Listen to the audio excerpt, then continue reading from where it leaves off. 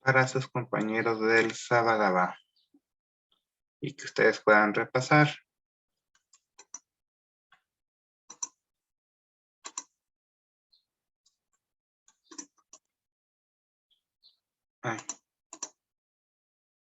Ahí está.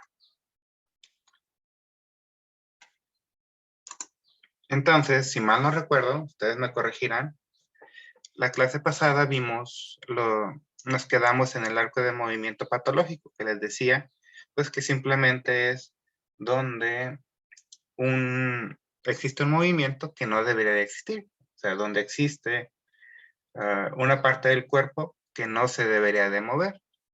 En estos casos tenemos las fracturas, ¿sí? Tenemos la pseudoartrosis y la inestabilidad articular. Les comentaba, pues la fractura, pues ya ustedes las conocen, es cuando una parte de un hueso pierde su continuidad, se rompe, ¿sí? Y pues bueno, esa ruptura nos va a ocasionar que se pueda mover en direcciones del hueso que no se debería de mover y en sitios donde no se debería de mover. Obviamente está más por demás decir que cuando un paciente tiene una fractura, no hay que estar moviendo el trozo que se fracturó, hay que dejarlo en su lugar. Y bueno, hay una complicación de las fracturas muy temida por los traumatólogos y los médicos en general, que se llama pseudoartrosis. Pseudoartrosis significa que primero tuviste una fractura y esa fractura, por X o Y motivos, no pegó, no se soldó. ¿Qué quiere decir eso? Bueno, que normalmente pasa que el traumatólogo no hace bien su trabajo. ¿Por qué? Porque en la fractura había un pedazo de tendón entre los extremos del hueso o un pedazo de músculo, o no pegó, no aproximó los extremos de los huesos de manera correcta. Y a veces puede tener alguna infección, qué sé yo, pero haya sido como haya sido, en una pseudoartrosis, la fractura no pegó y no va a pegar, ¿sí? Y eso ocasiona que entre las dos partes del hueso se forme un tipo de colágeno y de cartílago especial que hace que se pueda mover el sitio de la fractura ya sin dolor. Entonces el paciente está moviendo esas partes de su cuerpo cuando no debería de poderlas mover. En su imagen de la derecha, ven ahí, al parecer es un fémur que tuvo una fractura en su diáfisis, en la parte media, ¿sí? Y lo trataron con un clavo centromedular, como lo están ustedes viendo. Es un clavo que va por el orificio medular, que normalmente es el tratamiento de elección en ese tipo de fracturas. Pero si alcanzan a ver por ahí, en esta parte, aparece un halo más oscurito, es la pseudoartrosis. Entonces, si el paciente no tuviera este clavo aquí, uno pudiera mover el fémur para allá y para acá, para allá y para acá. ¿Están viendo mi mouse? Sí. ¿Sí? Entonces, se estuviera moviendo ahí. Esa es una pseudoartrosis y es un arco de movimiento patológico porque en esa parte del hueso no se debería de mover. Y bueno, la tercera causa principal de arcos de movimiento patológico es la inestabilidad articular. Como ustedes saben, las articulaciones se pueden mover en uno o en dos o en tres planos de movimiento o simplemente tener movimiento de deslizamiento. Sin embargo, por ejemplo, hay articulaciones que solamente te permiten, como decía, un solo grado de movilidad. Por ejemplo, los dedos.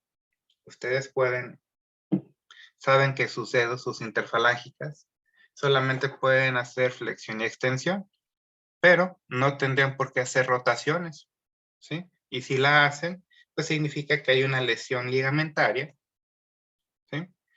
Que hace que se mueva en direcciones donde no debería de moverse, y ese es un arco de movimiento patológico.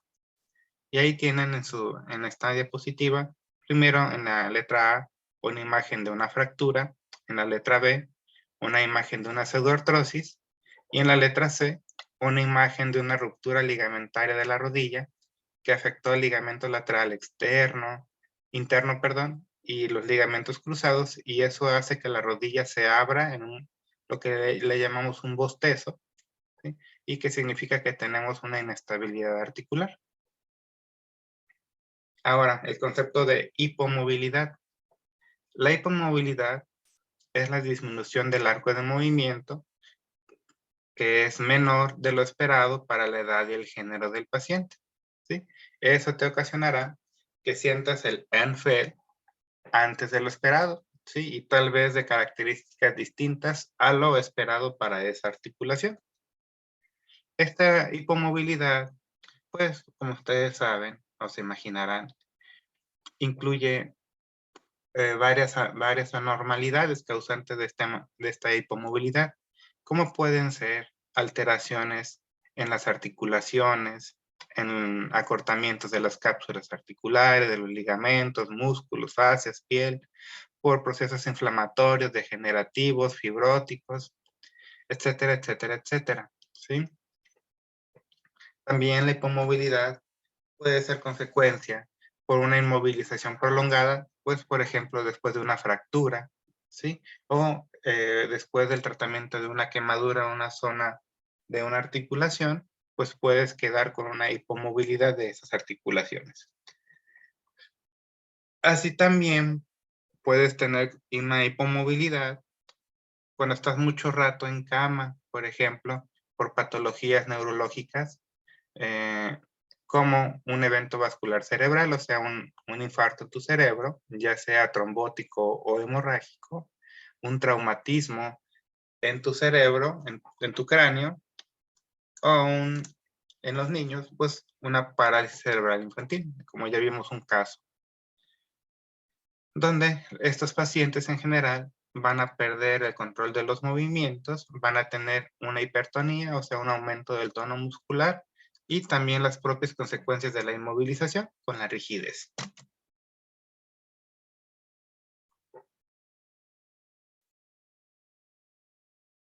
Ahora, lo contrario, la hipermovilidad. Mover de más también puede ser patológico, ¿sí? Una hipermovilidad se refiere a que hay un aumento en el arco de movimiento pasivo o activo que excede los valores normales para la edad y el género, ¿sí? Ustedes pueden ver la imagen de la derecha.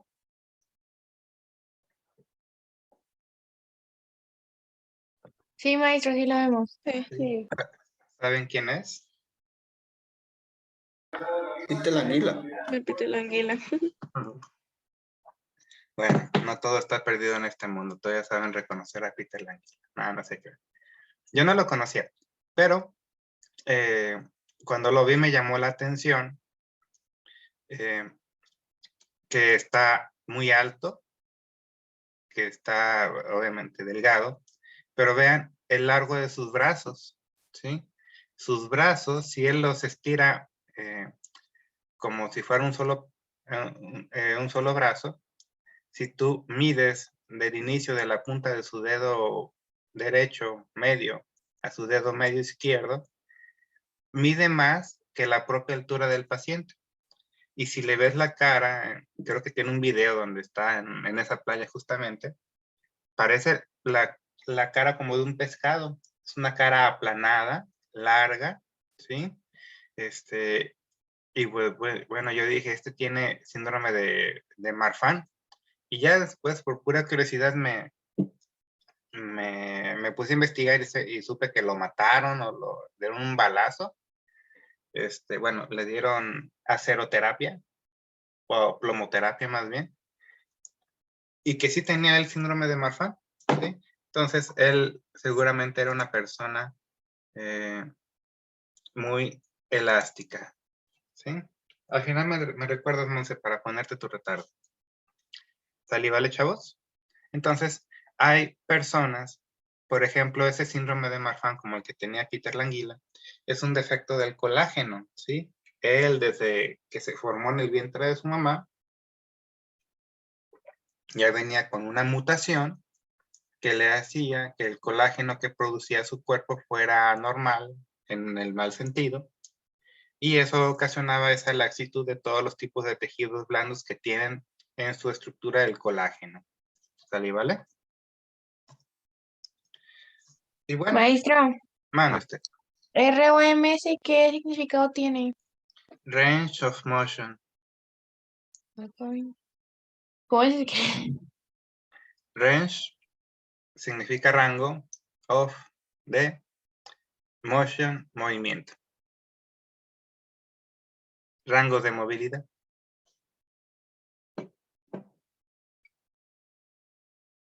Ok, ¿y el ROMS? En plural, ¿Cómo? en plural. Ok. Cuando ustedes quieran saber si un paciente tiene una hipermovilidad, la cual pues debe de ser catalogada o empezarse a estudiar, hay una escala o una puntuación de Beighton, como lo ven ahí. Beighton, ¿sí? Esta puntuación de Beighton, de hipermovilidad, es bien sencilla. Vamos a explorar codos, rodillas, columna y dedos, ¿sí? En los codos, si sale positivo en un codo, es un punto. Si sale positivo en los dos codos, son 2 puntos, ¿sí? Le vas a pedir al paciente que trate de hacer una hiperextensión del codo, como lo ven en esta imagen, de más de 10 grados. Si lo hace, es un punto por cada codo que lo haga. Luego le pides que oponga el pulgar, como lo ven en la imagen, hacia el antebrazo, que toque el pulgar el antebrazo. Si lo hace con una mano, son 2 dedos. Si lo hace con las 2 manos, son 2 puntos, perdón, ¿sí? Luego, le pides que extienda el quinto metacarpiano más allá de los 90 grados, como se ve en la imagen. Si lo hace con ambas manos, son 2 puntos. Si lo hace con una mano, es un punto. Luego le pides que haga una hiperextensión de las rodillas, ¿sí? Como lo ven en la imagen de abajo. Si lo hace con una pierna, es un punto. Si lo hace con 2 piernas, son 2 puntos. Hasta aquí llevamos 2, 4, 6 y 8. Y el noveno punto es que el paciente toque con las palmas de sus manos el piso con las rodillas estiradas. Si lo hace, es un punto más para un total de 9. Y se considera que esta prueba de Beighton es positiva, ¿sí? Tiene más de 7 puntos. Si el paciente junta más de 7 puntos, significa que tiene hipermovilidad, ¿sí? Ahora, ya vimos conceptos de hipermovilidad. Mande usted. ¿Y cuál es su tratamiento? El tratamiento es hacerle un diagnóstico correcto, ¿sí? Hay que ver si esa hipermovilidad se debe, por ejemplo, a un Marfan, a un Ehlers-Danlos, o hay que ver cuál es la causa de eso. Puede ser simplemente natural para esa persona, considerarse así, y no requerir mayor cuidado. O, por ejemplo, en los síndromes de Marfan y eso, esos pacientes sufren muchos infartos al corazón y desgarros de sus arterias grandes. Entonces tienen que estar en constante control de su presión arterial, y para la cuestión de movilidad, pues ellos requieren hacer un ejercicio adecuado para tener un mejor tono muscular y una mejor estabilización de sus articulaciones. Pero no es un tratamiento, no es una receta de cocina, se tiene que evaluar cómo está el paciente, qué articulaciones son las más afectadas y por qué, y dictar un plan de tratamiento individualizado para cada paciente. Pero eso sí, si es algo patológico, tiene que estar en control por el cardiólogo, entre otros especialistas. ¿Cómo dijo que se llamaba la prueba? Beighton. Ahí está, mira. Baton.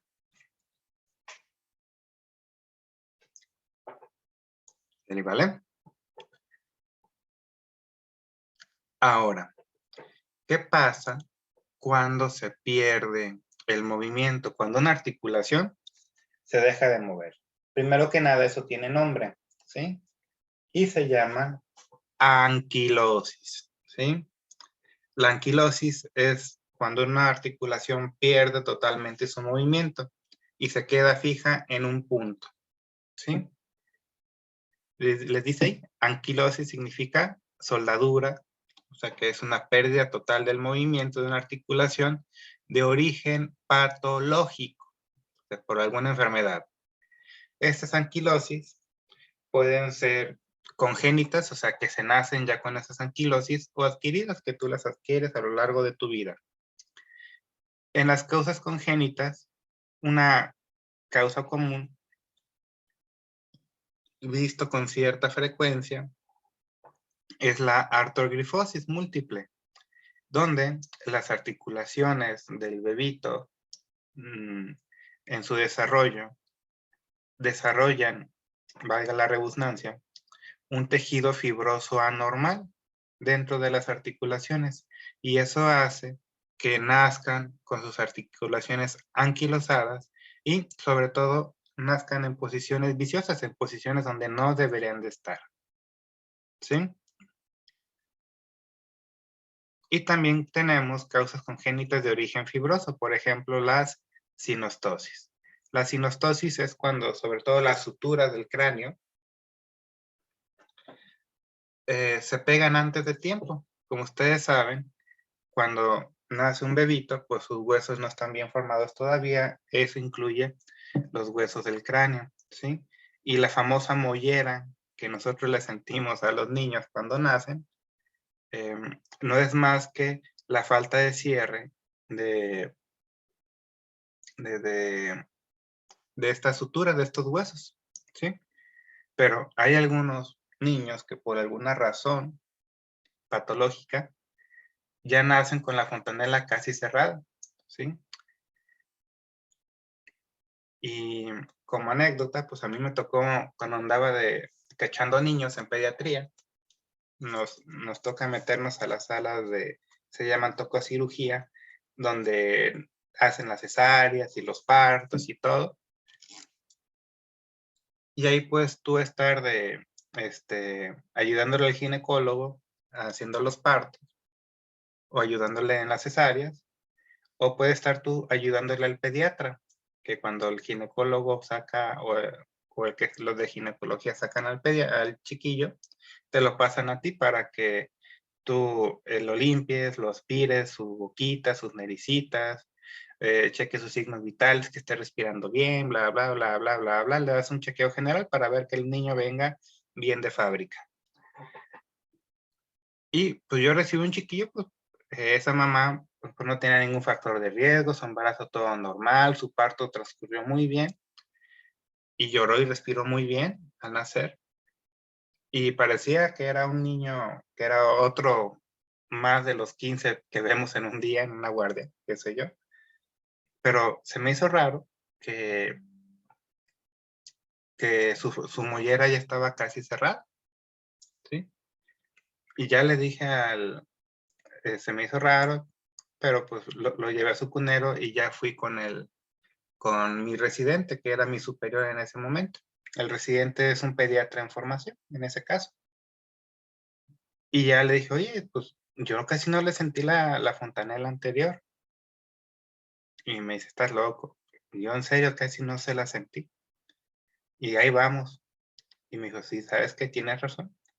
Y ya me dijo, te vas a salir, te vas a cambiar y te vas a traer al neurocirujano. Y ahí voy con el neurocirujano.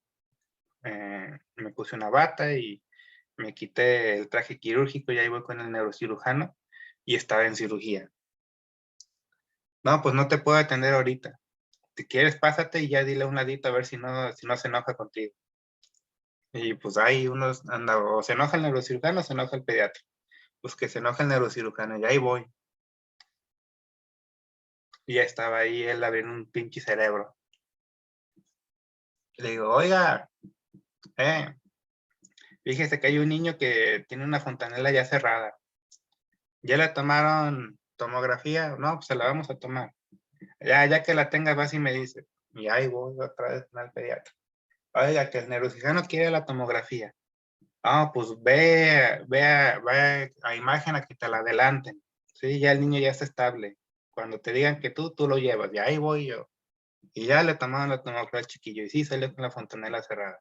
Y ahí voy con el neurocirujano. Me dice, está bien, te lo voy a operar. ¿Sí? Prepárenlo, que no sé qué, que la canción. Y total, el chiquillo tuvo que ser operado de emergencia esa noche. El neurocirujano se quedó horas extra a operar al chiquillo. ¿Por qué? Porque si su cerebrito empieza a crecer de ese niño, eh, su cráneo no va a crecer y su cerebro se va a aplastar sobre su cráneo, ¿sí? Y pues el niño pues puede quedar con daños permanentes, inclusive morir. Entonces, esa es una causa congénita de pérdida del movimiento, ¿sí? Se le llaman sinostosis o cráneo sinostosis. Lo bueno que no, estas no son las más comunes. Las causas más comunes no son las congénitas, son las adquiridas, ¿sí? Por ejemplo, podemos tener la causa más común son cuando el hombro o la rodilla se te quedan pegadas. Secundariamente casi siempre a una inmovilización después de una fractura. Y sobre todo, entre más grande esté la persona, vas a tener más riesgo de que se te peguen estas articulaciones, ¿sí? Esto se le llama, pues, anquilosis de la rodilla o del hombro. En el hombro le suelen llamar hombro congelado o hombro helado porque se te queda fijo en una posición y duele mucho. Y bueno, pues ya, por causas óseas, tenemos la artritis séptica, que es una infección en la rodilla, ¿sí? Causas de artrosis ya en sus etapas muy severas, y en las últimas etapas se pueden llegar a pegar los huesos y se llama anquilosis. Ahora, también otro término que deben de conocer es el término de artrodesis.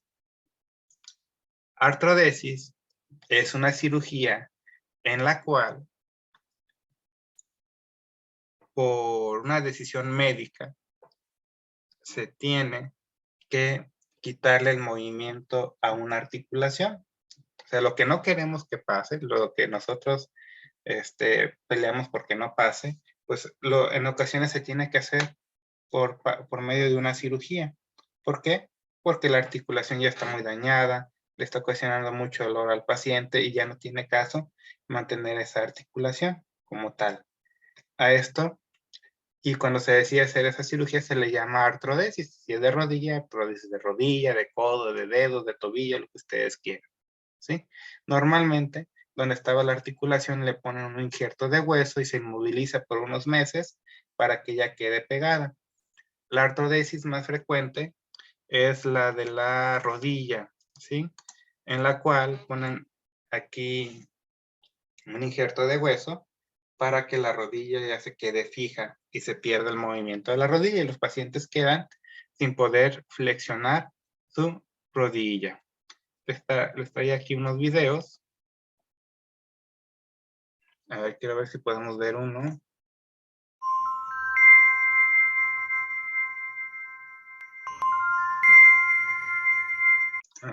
Era este.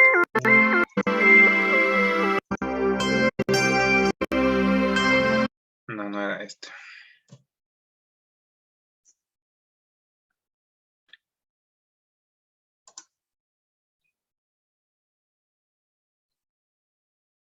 Este es el que quiera que viera. Fíjense bien, ¿eh?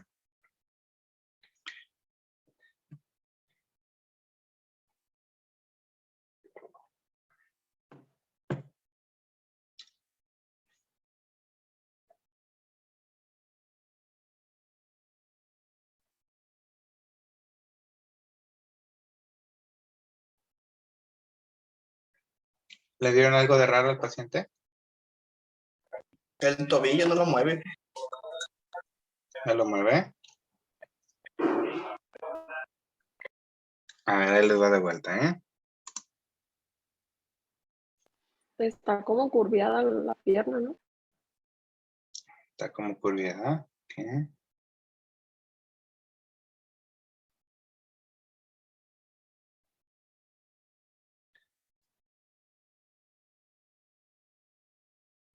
Bueno, se supone que ahí el paciente tiene una pseudoartrosis, hay un movimiento en el tobillo donde no lo debería de haber, ¿sí?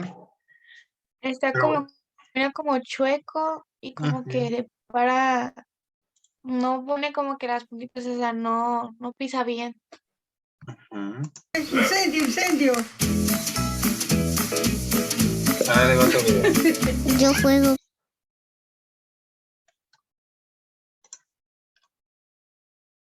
Incendio, incendio. Yo juego con mi abuela. Ella me llama y dice, necesito ayuda. Y yo voy. Gracias, gracias, gracias, gracias, gracias, gracias. Me gusta mucho actuar. Yo también juego a ser carabinero. Abuelita, te voy a llevar peso. ¿Y por qué? Porque le pegaste al balto. Abuelita, acá te quedas detenida. Nosotros nos entretenimos mucho con el Vicente. Y cuando estamos solos, mejor jugamos más tranquilos porque la Lore a veces se enoja. Porque la Lore es muy paca con él. Ahora tú voy a hacer esto. Lo que pasa es que mi mamá se vuelve una niña estando con el Vicente. Al Vicente le aguanta todo. En cambio, yo soy la que pongo las reglas. ¿Cómo te portas tú con tu mamá? ¿Con cuál? ¿Con la joven o con la vieja? Ah, ¿con la mamá? Mal. ¿Qué cosas haces? Travesura. Me llevo bien con mi abuelita. Bueno, le digo yo, cuando yo me muera, que él se acuerde de mí, pues. Que se diga, pucha, mi abuela me aguantaba todo. Mi nieto preferido, el Vicente, porque por eso yo he sufrido mucho. Mucho, mucho, mucho. Mi mamá siempre ella me acompañó durante todo el embarazo. No se sabía si el Vicente iba a tener expectativas de vida o iba a fallecer en unas horas. Yo le decía que como él viniera, nosotros lo íbamos a apoyar como familia. A rezar a mis virgen, a pedirle que me lo cuidara, a mi guaguita, que naciera bien, que naciera. Que él nació con mielomeningocele, que es la columna abierta. Yo lo vine a conocer recién al tercer o cuarto día. Y yo lo tomo, el abrazo, y yo lo único que hacía era llorar. De ver a mi hijo que estaba vivo. Y yo le decía, hijo, aquí está la mamá. Se nos viene un camino duro, pero acá está la mamá. El Vicente está de los 3 meses en Teletón. Entonces, todos los logros que él ha tenido son muy buenos. Por ejemplo, que él ande solo con su carrito y las canaletas. Pero uno decía, ¿cómo se va a poder desenvolver? ¿Cómo va a poder compartir con otros niños? O sea, yo no quería imaginarme el futuro. Sí, a veces le cuesta ser amigos de su edad. Los demás, cuando salimos al patio, se puso a llorar porque lo empujó. Me separé del papá del Vicente y por eso vivimos con mi mamá, yo y el Vicente. Entonces él igual como que se siente solo aquí entre dos mujeres. Mi hijo busca como refugio en sus amigos imaginarios. Que es un niño como excepcional. Es un niño muy inteligente. Es demasiado creativo. Y arriba le pongo una tapa. Lo bueno de Teletón que no solo se preocupa de la discapacidad de los niños, sino también de las cualidades y de los talentos de los niños. El Vicente me pidió que lo inscribiera en el taller de teatro, en la Teletón. Me parece que el hecho de que tenga todo este mundo imaginario, sobre todo para el teatro, es muy necesario. Pero lo que necesitamos también es que él se relacione con niños de su edad. El taller de teatro va a consistir en hacer un cortometraje. Y lo más lindo es que invitaron a la abuelita a participar del cortometraje. Hola, Luchita. Hola, dígame, ¿para qué me está llamando? taller de teatro yo estoy viendo que les sirve mucho a los niños. Tener más personalidad, que los respeten a ellos también. Logra eso como para que ellos no tengan complejos, como para que ellos se acepten tal cual son. Porque él tiene que hacer cosas por él solo, conversar con los niños. Tiene que entablar una amistad más que nada con sus compañeros. Tiene que ponerse de acuerdo, seguir las instrucciones de la tía, o aprende cosas para la vida.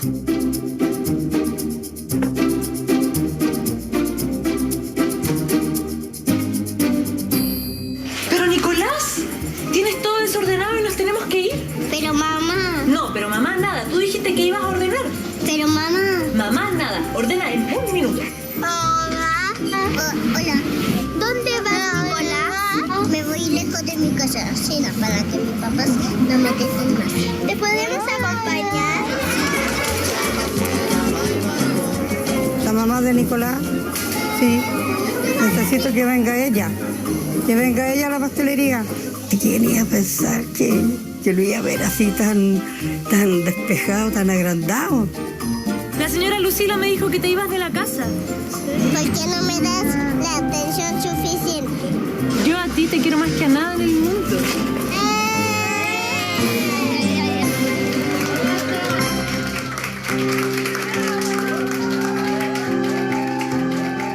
Yo ahora miro hacia atrás y veo 6 años. Yo digo que increíble. Todas las cosas que puede hacer el Vicente. Y para mí eso es maravilloso. El Vicente hace como lo mismo igual que los otros niños. Y él tiene una vida normal. ¡Vicente Cerón! La rehabilitación es enseñarle a tu hijo que no hay límites. Ok, el niño tiene una patología que se llama mielomeningocele, en donde su espina, su columna vertebral, no cerró por falta de ácido fólico normalmente, ¿sí? Pero pueden ser muchas causas. Y eso hace que el niño, dependiendo de su nivel de afectación, pero generalmente queden en silla de ruedas, algunos pueden caminar, ¿sí? Con ayuda de andaderas, pero normalmente pierden la movilidad total de sus extremidades inferiores. Y eso hace que tengan un tono muscular muy bajo, una hipermovilidad por una hipotonía, ¿sí? Pues obviamente no pueden caminar y pueden al rato tener muchas otras complicaciones porque se lastiman y ese tipo de cuestiones. Y ustedes y yo entramos ahí para valorar, yo valoro qué nivel de afectación tiene el niño, ¿sí? Y cuál es el tratamiento a seguir, y a ustedes me ayudan a llevar ese tratamiento, ¿sí? Si el niño va a poder caminar o si tenemos que enseñarle a andar en silla de ruedas, cómo trasladarse, todo ese tipo de cosas. Somos parte de un equipo multidisciplinario ahí. Bueno, me voy a desconectar y nos conectamos de inmediato para proseguir con la clase. ¿Vale?